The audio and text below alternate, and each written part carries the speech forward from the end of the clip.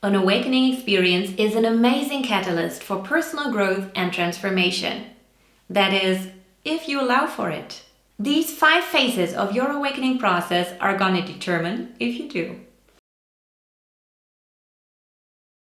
Hi there, I'm Anne-Katrin and I'm occasionally awake. I'm here to help you inspire your awakenings, heal yourself and reawaken your life. Welcome and welcome back to my channel. Today I'm going to share with you the 5 phases of your awakening process. The awakening moment itself cannot really be called a process. However, for an awakening to become a conscious and meaningful awakening experience, there are several phases or stages that we go through as we experience and process a spiritual awakening. These phases are related to different levels of awareness. Starting with complete unawareness, phase 0, and ending with the awareness of choice following an awakening experience. And today I'd like to take a closer look at the process in which the actual moment of awakening, in which the state of being awake is embedded in, what comes before and what follows after the awakening.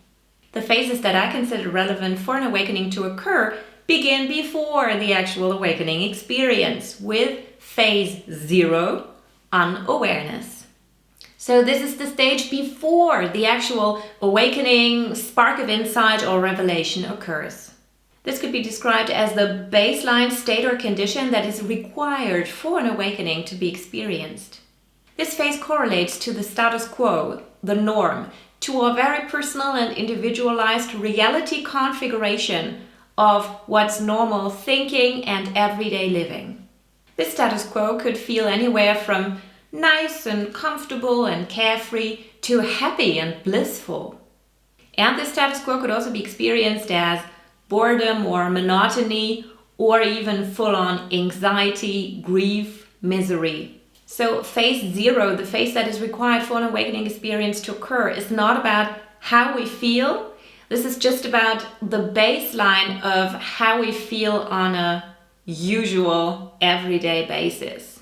The point is that as a precondition for an awakening experience, we need a certain state of sameness that can then be disrupted by an awakening experience. So sitting in our comfort zone, our status quo, our norm, no matter what that might look like for us personally, individually, we move on to phase 1, which is the actual awakening. We can describe this as a spark, prompting instant awareness and clarity where there was no awareness before.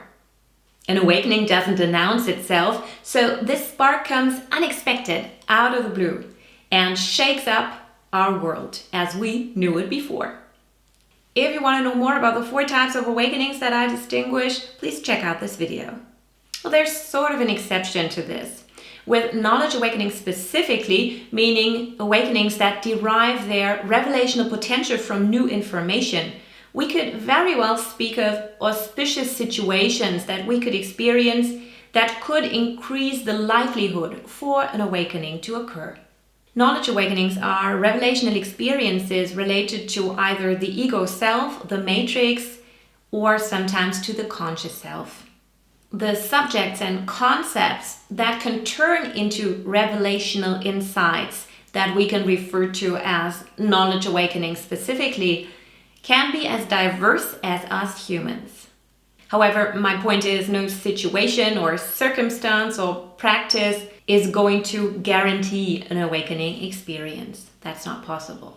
And every awakening to some extent stays a magic experience, a surprise and a miracle.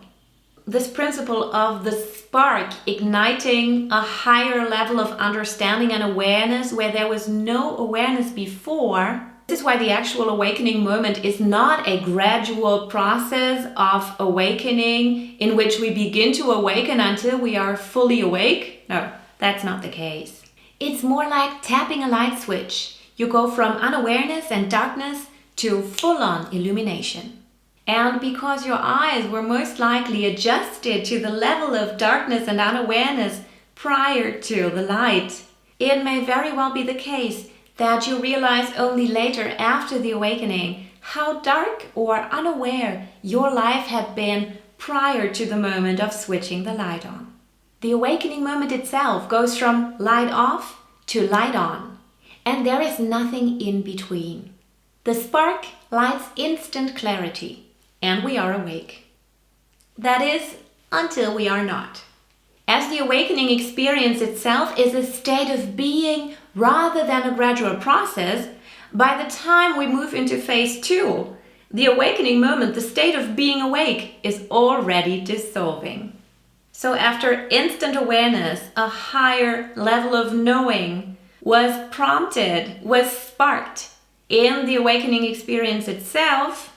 Now our ego, our personal sense of I and identity kicks back in, bringing our old story to the table. The new information gained in the moment of clarity, in the awakening experience, is then judged on the basis of our past story awareness.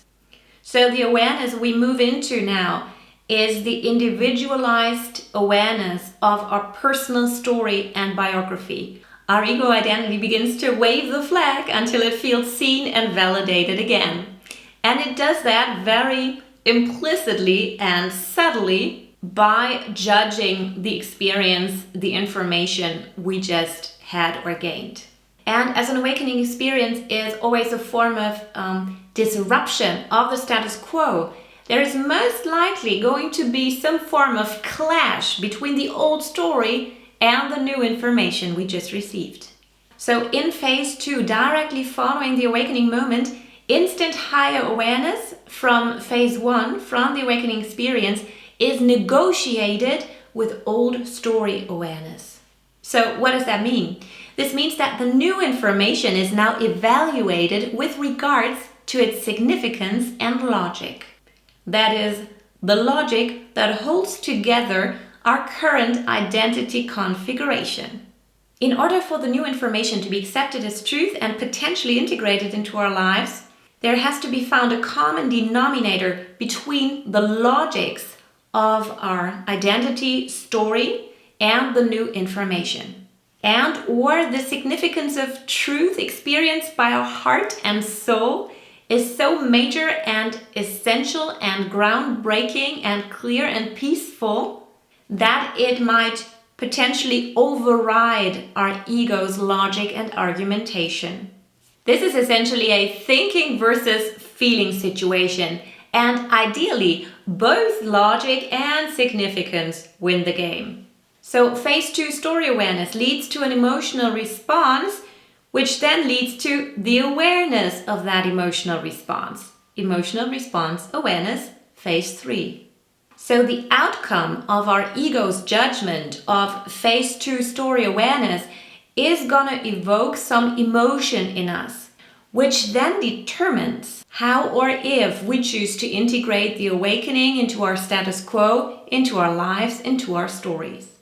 So, for example, depending on your very personal identity, configuration, and narrative, a matrix awakening could leave you feeling either blissful freedom and autonomy and self-sufficiency, or anger and rage at the norms and the people still participating in them, still upholding a status quo, a best practice that you just realized as part of the awakening experience to be somehow illogical, restricting, hurtful.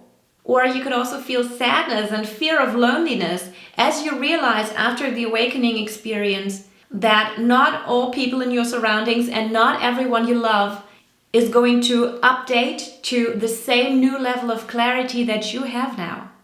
Likewise, another awakening experience, for example, let's look at an awakening to the conscious self. This could leave you feeling self-awareness, self-love, self-compassion, and empower you to trust in your own intuition and in your abilities to help yourself. Or it could make you mourn the time that you feel you lost or wasted, trusting other people's opinions more than your own. It could make you feel sad about all the past decisions you've made based on fear rather than love and trust. So the emotion dominating in this emotional response awareness, phase 3 of the awakening process, is going to determine phase 4, the final phase, the decision following that judgment and evaluation. We can choose between discarding or keeping the information contained in the awakening experience. Discarding the experience means not granting it meaning and significance in our lives, in our status quo. It means refusing to change our status quo in order to accommodate the new information. We essentially discard an awakening experience when we are not willing to pay the price that comes with change. When change is far too scary and threatening for our ego identity. And when change is inconvenient or uncomfortable. On the other hand, choosing to keep an awakening experience means allowing for the change that it requires. It means being willing to have our status quo and comfort zone be disrupted in some major form. And it means being willing to do the work that is required in terms of our habits and our mindsets in order to fully integrate the awakening experience into our lives. Got any occasional awakenings yet? Now I'd like to hear from you. So please let me know in the comments below what you take away from today's video and what decision you made about your last awakening experience. Did you discard it or did you keep it? Thank you so much for watching. If you enjoyed this, please like and subscribe. And if you want more insights on the 4 types of awakening and how to experience them in your life occasionally, visit me at occasionallyawake.com to inspire your awakenings.